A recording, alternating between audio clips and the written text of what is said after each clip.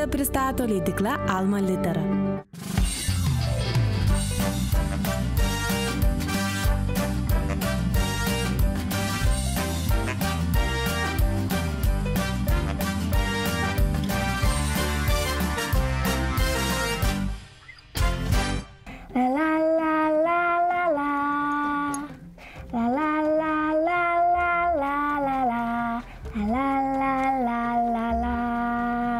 Labas, Katė Makė, kas čia? Namas tavo naujas? Koks dar namas? Argi čia tau panašu į namą? Oi, čia tik šitas.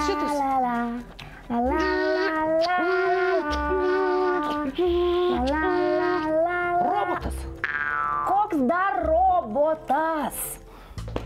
Čia raketa.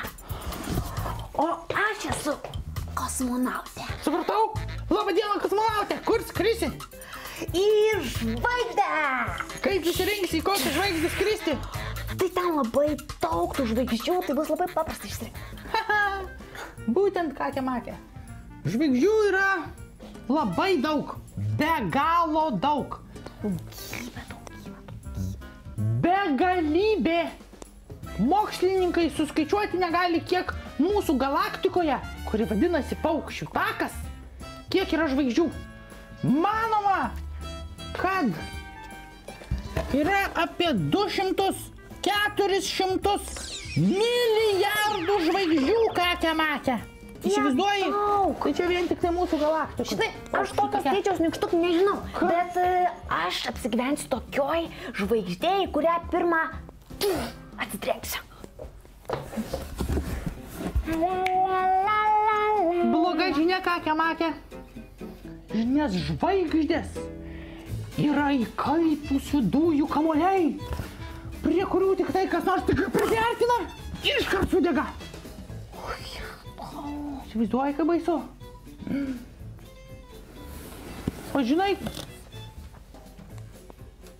O žinai, kokia žvaigždė yra mums artimiausia?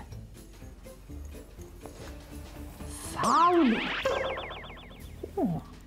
Bet Saulė ne žvaigždė.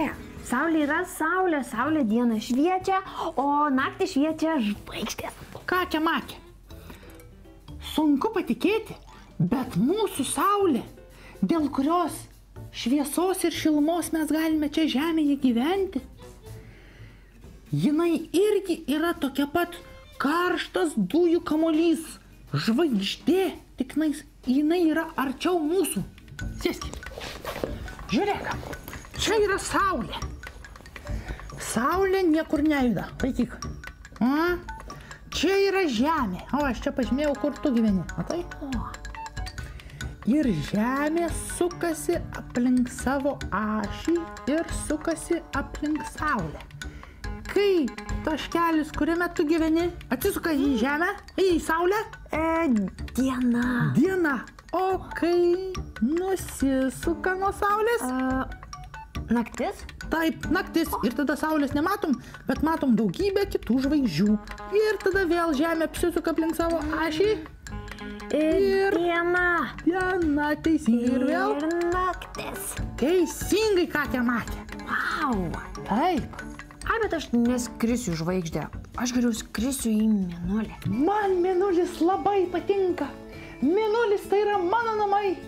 Mėnulis tai yra žemės palydovas. Jisai irgi sukasi aplink savo ašį ir sukasi aplink žemę. Tik tai, kad mėnulyje nelabai galėtum išeiti į lauką iš mano namelio, todėl kad mėnulyje labai daug dulkių ore ir ten toksai labai nelygus kelias, ten duobių daug labai. Ir žinokit, jisai, kai saulė jį pašviečia, jisai kaista, ten būna labai karšta iki 120 laipsnių karščio. O naktį, kai jis nusisuka nuo saulės ir ten, kur būna naktis mėnulio, ten būna labai labai šalta, iki minus 170 laipsnių šalčio. Iškart sustingtumėt visi čia. O, palauk, aš tau viską paprašiau paaiškinsiu. Atsiprašau, nykštuk, aš neištvėriau. Žinai, gal aš skrisiu ne į mėnulį, kokią nors kitą planetą. Gali papasakot man apie kitas planetas? Ne. Daugiau aš tau nepasakosiu, nykštuko pasakojimų užteks. Bet aš žinau, kas gali tau ne tik papasakoti, bet ir parodyti.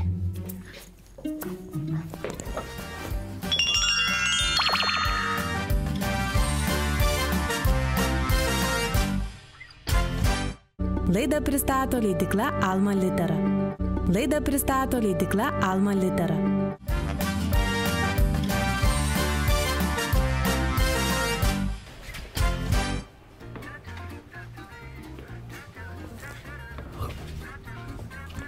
Ateik, Kakė.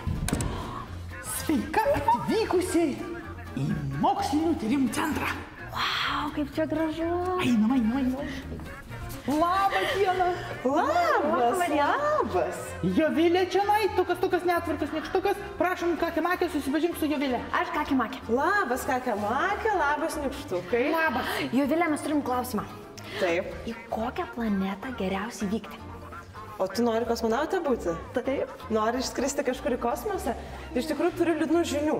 Šiai dienai gal nelabai pavyks į kosmosą išskristi, dar nei vienas žmogus nebuvo nusileidęs kitoj planetoje, tik Mėnulyje, ar ne? Bet patarčiau planuotis kelionę į Marsą, nes aš manau vieną dieną mes tenais iškeliausime ir išskrisime. Taip, dėl to, kad Marsas yra panašiausias į Žemę, ar ne? Aha. Tik tai yra viena problema. Kokia? Mes Marse, jeigu išliptumėm iš erdvėlaivio, išbūtumėm, kaip manot, kiek sekundžių? 5. Truputį. 15. 30. 20 sekundžių. Ir tada viskas. Ir išgyventi daugiau negalėtumėm. Dėl to, kad visą Marso paviršių, visą atmosferą, beveik visą sudaro anglies dioksidas. Ir aš jums jį parodysiu dabar, kaip atrodo tas anglies dioksidas. O, geras. Tai yra tos dujos, kurias mes iškvepiam, ar ne? Įkvepiam ir iškvepiam. Tai įkvepiam ir pasisavinam. Dabar jau iškvėpiau Iškvepiai, taip. anglies dioksidą. O ką įkvepiai? Deguonį. O įkvėpėt deguonį, labai teisingai. Tai mes iš karto pasidarysim tokį debesį. Jį galit palies. Tik tais geriau nekvepuoti, nes pas jūs kaip Marse. Ar ne? Čia visur yra anglies dioksidas. Ir čia dabar labai stipriai išsiskirinėja anglies dioksidas. Tai anglies dioksido dujos, tik jos buvo šaltos iki -80 laipsnių. Oi, kaip šalta. Ir įmestas į karštą vandenį, va štai padaro tokią reakciją. Taip. Ir dar galime susprogdinti bombą. Tai apsisaugom. Kakė, kur tavo apsauga? Va, mano apsauga. Nykštuk. Jūs keli žingsniukus atgal. Pasitraukiam ir skaičiuosim iki 3, gerai? Gerai. 1, 2, 3. Ir pasigaminam štai tokį debesį. Reikia tik nepaskęsti, ar ne, kaip kosmose. Jovilė, ačiū už pačius geriausius eksperimentus. Ačiū, kad atvykot. Tai tikiuosi vieną dieną pavyks kosmonautą tapti. Pavyks. Dar pažiūrėsim. Reikia labai gerai mokytis pirmiausiai. Aš ir gerai mokusi. Ir mokėti tvarkytis. Labai tvarkingam reikia būti. Aš ir esu. Jeigu norite vaikai būti kosmonautais, išmokite pirmiausiai susitvarkyti savo žaisliukus.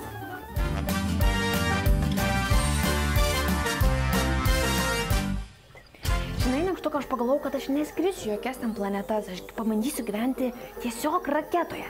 Tai tu dar vis nori skraidyti. Gerai, pabandom.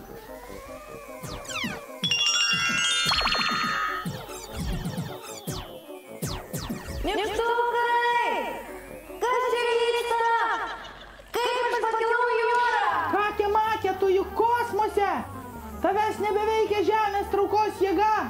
Tai vadinama nesvarumo būsena. Ai, Nykštuk, geriau tu mane nuleisk ant žemės, aš noriu būti svarumo būsenoj. Kakė, pasiruošus? Jau pasirašiau. Ačiū tau. Na ką, Kakė, prisiskraidai? O gal dabar nori pamatyti, ką mums atsiuntė mūsų būsimieji astronautai, kosmonautai? Noriu. Pažiūrim.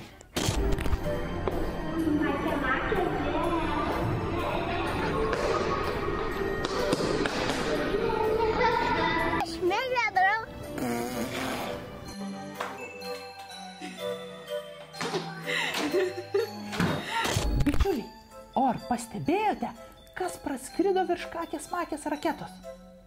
Jeigu žinote atsakymą, kartu su tėveliais rašykite jį Kakės Makės Facebook paskyroje. Ate! Ate! Skrisiu į planetą, su virš visų žmonių ir debesų. Kosmonautė noriu būti, paskraidyti nors truputį. Ir mėnulį, ir žvaigždės, kur naktį žiūri.